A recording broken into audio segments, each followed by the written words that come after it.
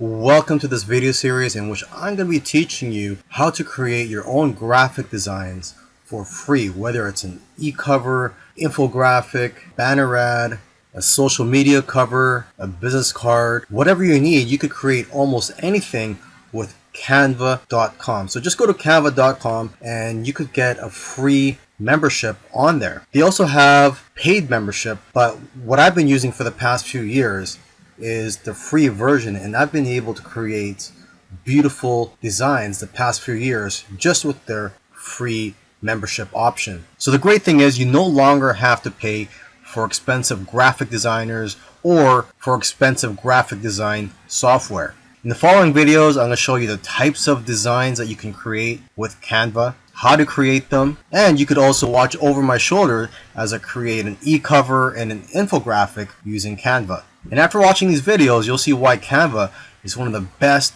graphic design tools out there. So come join me and I'll see you in the next video.